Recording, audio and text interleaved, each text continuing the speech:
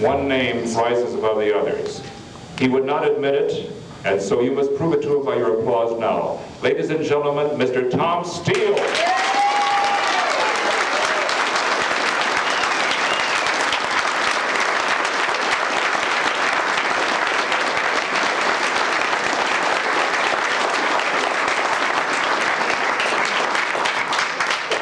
Steele, I've heard, Mr. Steele, that you had the phenomenal luck of getting a job the first day you came to Hollywood. Would you care to share this memory with the audience? In arriving in Los Angeles, I checked in at the hotel, the Biltmore Hotel downtown. I didn't even know how to get to Hollywood. But I checked in anyway, and before I knew it, I was out on the street, and I had to ask a policeman how to get to Hollywood, and he put me on the double-decker Sunset bus. And on my way into Hollywood, we passed the studios, all the way up to Gower Gulch, where Columbia was, and all the cowboys. So I jumped off, seeing if I could get a job at one of the studios. I ended up at Fox Studio, and I walked in because I didn't dare go into Columbia because there were all cowboys there, although I was an idol of Tom Mix, and I loved horses, and I rode well, but I wasn't dressed for it. So I bypassed Columbia and Warner Brothers, and I went into Fox Studio, and there were a bunch of young fellas there and girls, and we were herded out to a stage, and as they lined us up, I was the first one picked. And I was picked to do the bunny hug with Sue Carroll in a George O'Brien Western. The Lone Ranger. No. Lone Star Ranger. The Lone Star Ranger. So I went to work on that show, ended up doing a fight with George O'Brien, fighting over the girls. And from there I went to another picture. My phone kept ringing, one job after another. My next show was a polo game with Norma Shearer in Their Own Desire. So I went from one show to another and was just lucky to be at the right place at the right time. Thank you. Was there a rip-off of the serials? No, I don't see how they can make a go of it or compare with the serials that we made in the old days, because there isn't that closeness and seriousness of contact and opportunity. No. I don't suppose, Mr. Steele, it would occur to you to take the microphone out of my hand. Would you discuss the abilities of the people you've doubled, or the lack of abilities? With pleasure.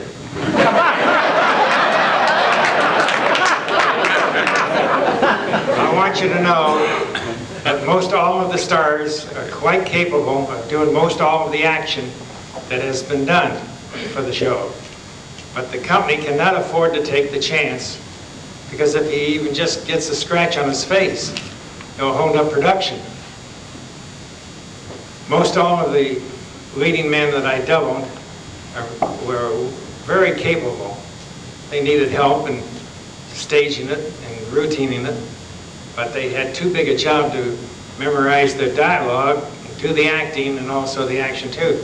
But we used them a great deal in close-ups. You saw an awful lot of them in a close-up. But I can't even point out any one particular star that I worked with that wasn't fit or capable of doing the action. It just, we needed the job, and if they got hurt, we were going to be out of a job. What were some of the stars that you did double for or do the action beside Mr. Allen? Would you care to discuss some of the stars besides Mr. Allen? I've got to go on and on and on with that. You gotta wait. Then who didn't you double? That's right. Laurel and Hardy.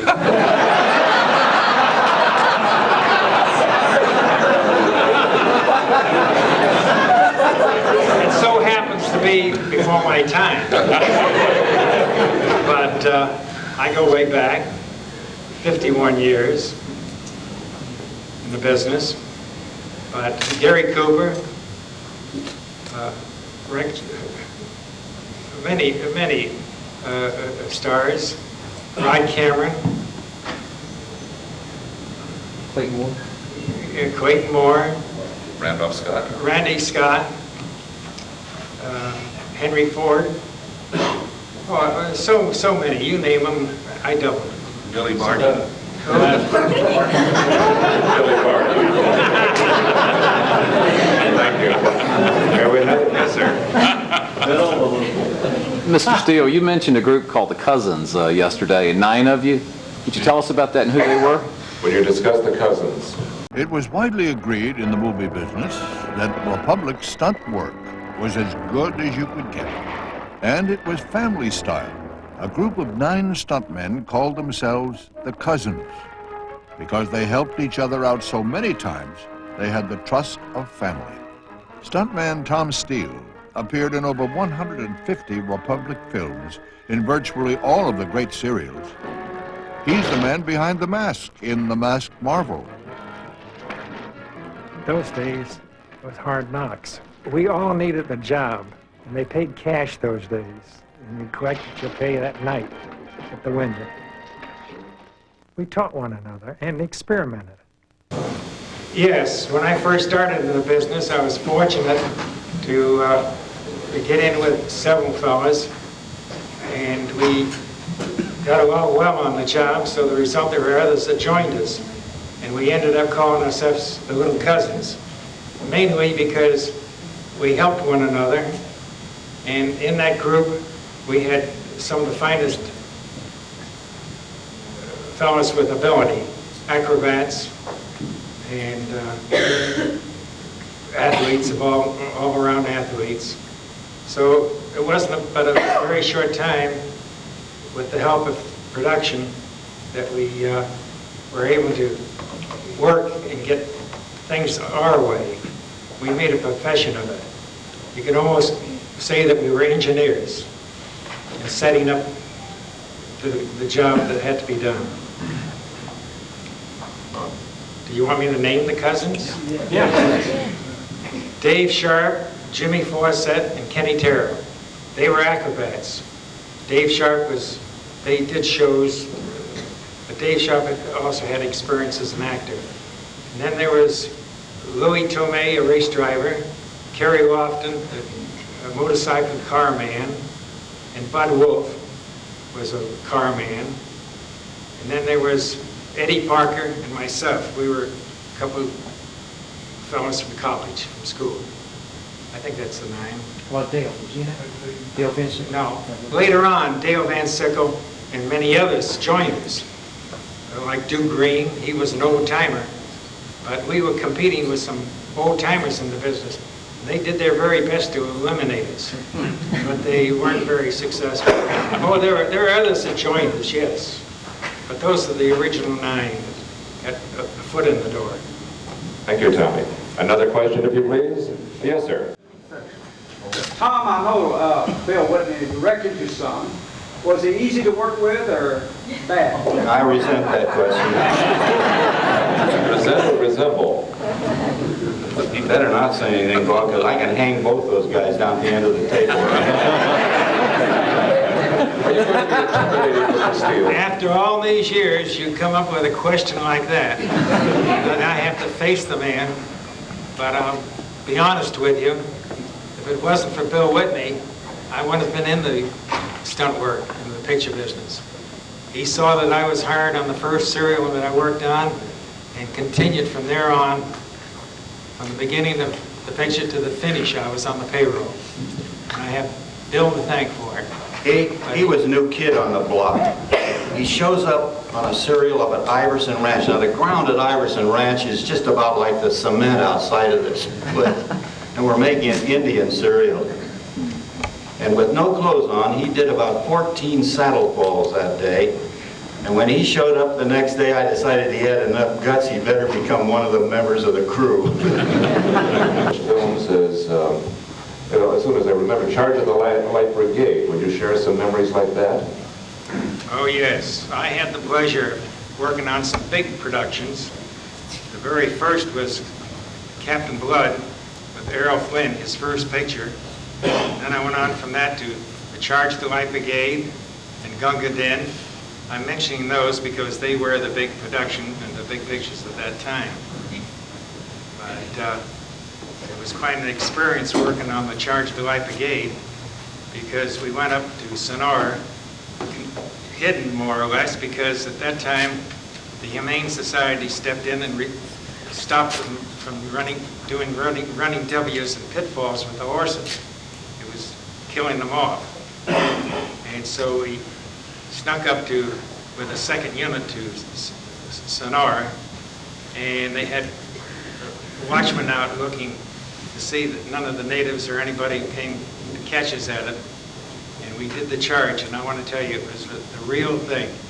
Wow. It was the real thing. You'd ride a horse if you were fortunate enough to go through a scene with him. By the time you got to the other side, the horse's tail was on fire from the explosions that you went through. They just set explosions off terribly. But it was that show that really got me to thinking that there must be an easier or a much better way than that. And it so worked out, of course. Thank you, Tommy. Yes, sir.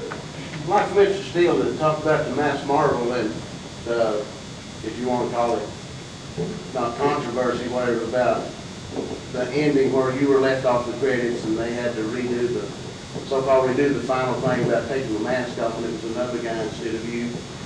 Would you care to discuss the ending of The Masked Marvel and the fact that you did not receive credit for the film?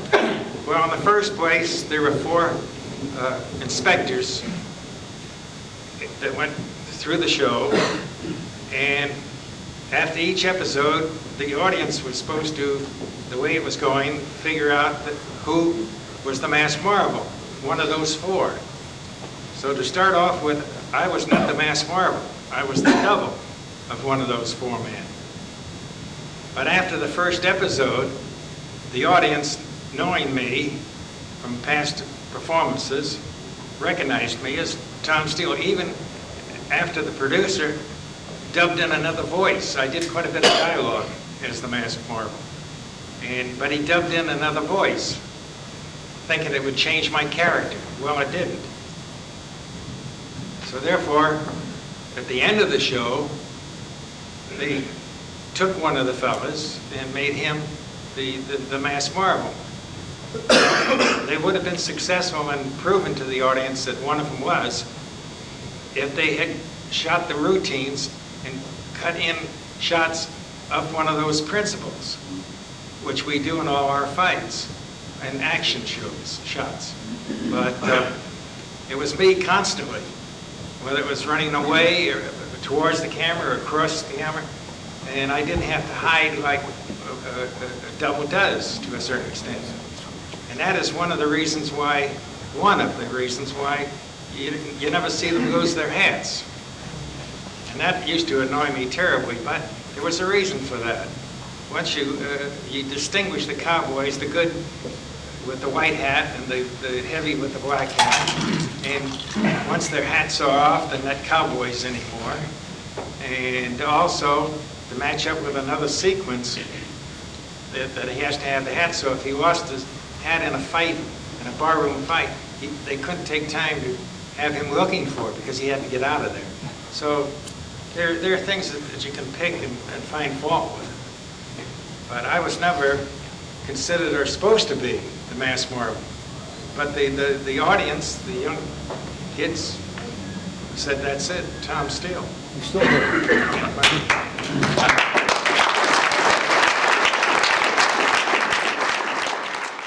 I was afraid you'd already gone. I thought you might want this for a souvenir. Oh, to be young again. Thank you so much. I appreciate just the... Let him pose the picture. Pose for the... Why don't you hold it? You wish to hold it? Yeah. Now.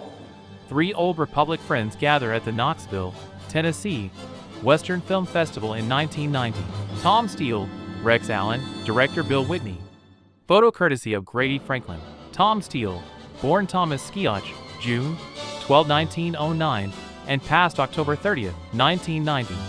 Tom Steele worked for all the studios. but the bulk of his work was done at Republic in over 100 of their westerns and such serials as Undersea Kingdom and Mysterious Dr. Satan, in both of which he played mechanical robots. Tom appeared in 50 Republic serials, playing parts and doubling for such stars as Alan Lane and Clayton Moore. This short documentary prepared by J.D. Whitney contains video footage from the 1990 Knoxville TN Western Film Fair and was shot by the late videographer Bill Sasser.